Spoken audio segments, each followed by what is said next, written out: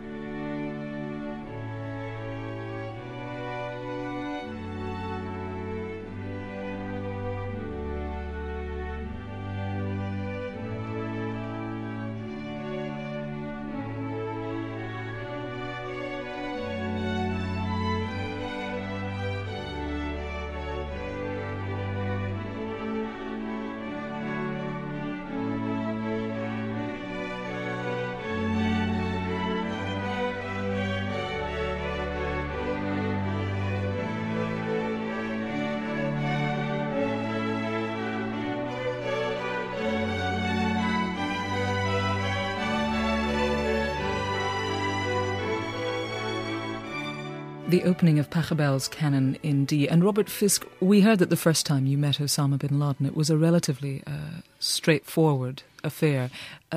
Subsequent meetings, second and third meetings, were slightly more complex. Describe how they came about. Well, the second meeting came about when... Well, he always asked to see me after that. I never asked to see him. And when he did ask to see me, I always made a delay to show him that, I was not going to be summoned by Bin Laden. I had other things to do as a Middle East correspondent. Given that he is the most wanted man at the top of the CIA's He was then list, as well, actually. I mean, how do you get the message? How does the message filter down? I'll tell you how this message came. I got a phone call, which I think came from Switzerland, saying that the man you met in Sudan would like to see you again. I knew it was Bin Laden. And I arrived in Afghanistan, checked into the Spingar Hotel in Jalalabad, and I waited and waited day after day, and nobody came. And then suddenly, one evening, I was lying on the bed in the heat, and I heard on the window. The classic, every book, every movie. On the window? It was on the window outside. I was on the ground floor. And I said, this is it. And there was a truck outside with armed men in rocket-propelled grenades. And we set off driving for 24 hours across the wasteland of Afghanistan. I remember we passed these villages which the Russians had bombed. They were ghost villages, and there were naked children crawling through them. And eventually we crossed this stream at night, and on the other side there was a sort of field with trees and lots of military camp beds, and armed men lying on them or sitting on them. It was Al-Qaeda, of course. It was Al-Qaeda. And I was led very politely. I mean, nobody searched me, nobody checked me. We walked through and sat down outside a little hut. And suddenly in the doorway was Bin Laden standing there in his robes. There he was. That's how I came to him. That's the second time. Third time, rather similar beginning, except this time he was at the top of a mountain in a camp, training camp. The first time I spoke to him, he wanted to talk about the Russian war. The second time, he wanted to condemn the Saudi royal family for corruption. But this time, he was locked onto the West. And it was very, very cold. I slept in the tent. And what was the date of this third meeting? 1997. And this time, he wanted to see me after 9/11, but I couldn't reach him because of an air raid in Afghanistan. But the last words he said to me was sitting outside the tent on a rock, and he said, Mr. Robert, from the mountain upon which you're sitting, we destroyed the Soviet army and the Soviet Union. Bit of an exaggeration, but there was an element of truth to all this, of course. It was Afghanistan that destroyed the Soviet Union. And he said, and I pray to God that he permits us to turn America into a shadow of itself.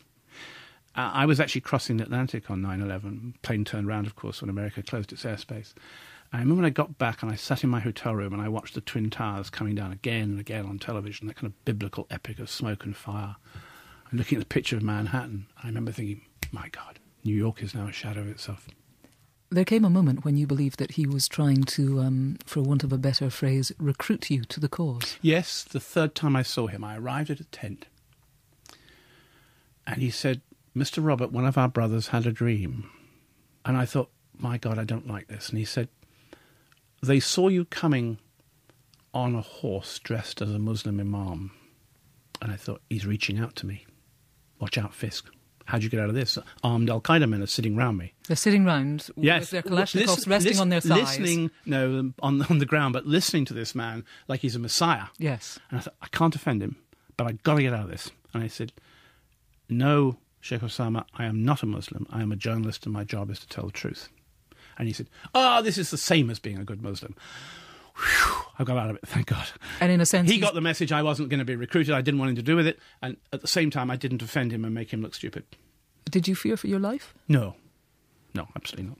But that is how valuable you were to Osama bin Laden. He was inviting you in because he wanted you out. No, I think he wanted to make sure I could come back later, probably. Now, don't get romantic about bin Laden. I wasn't valuable to him. Absolutely not. And nor is he valuable to me, by the way. He's just another person to interview. He will live with me for the rest of... No, he will live with me for the rest of my life because I interviewed him so many times. He's not actually of great interest to me at the moment. I'll tell you why.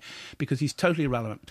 After the atom bomb was made, you could go around arresting all the nuclear scientists and it wouldn't make the slightest bit of difference. The bomb was made. Al-Qaeda has now been created. He's created the monster. It doesn't matter if he lives or dies. Your sixth record? Well, this goes really back to my dad again. A man who also had very little self-doubt. And he would insist every Sunday that we went to All Saints Church in Maidstone for morning matins.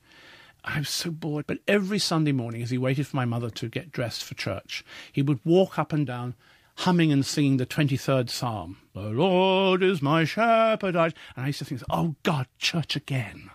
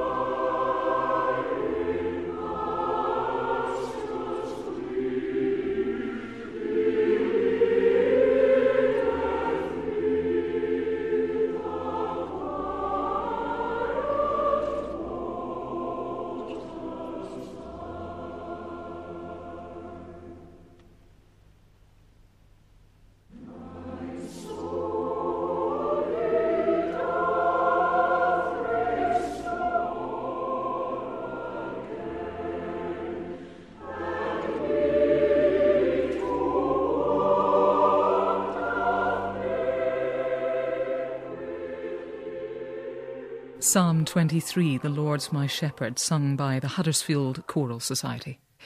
So, Robert Fisk, that was the song that your father used to sing as he... The hymn, alas, yes, yes. Sorry, the hymn your father used to sing, yes. He's here in spirit in all his pedantry. I fear he's looking somewhere in the studio at the moment, yes. Go away, Bill, for a moment, yes. All those years as a boy treading the battlefields of the First World War and touching those rusted helmets of the British soldiers and looking at the corroded mortar shells...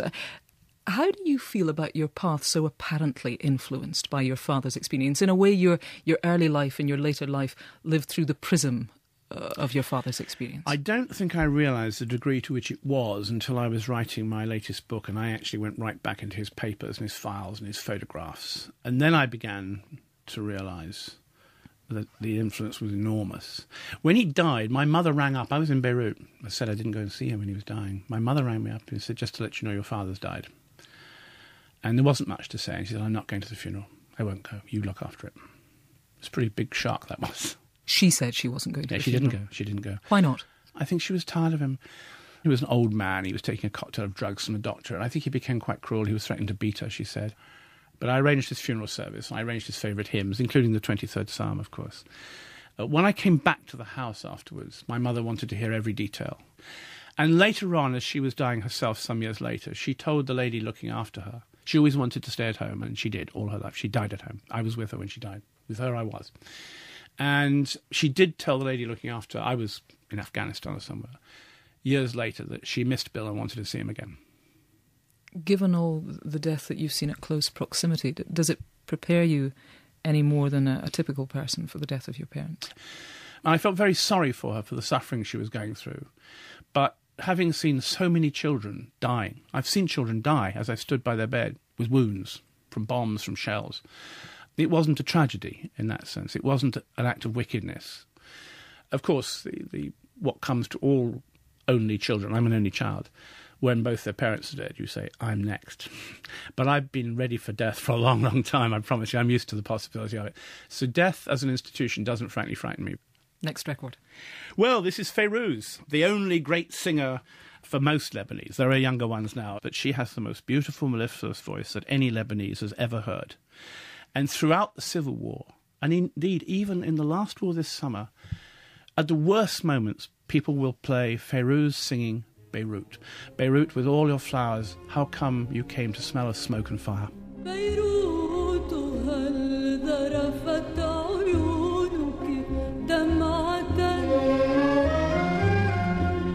إلا ترشفها فؤاد المغرم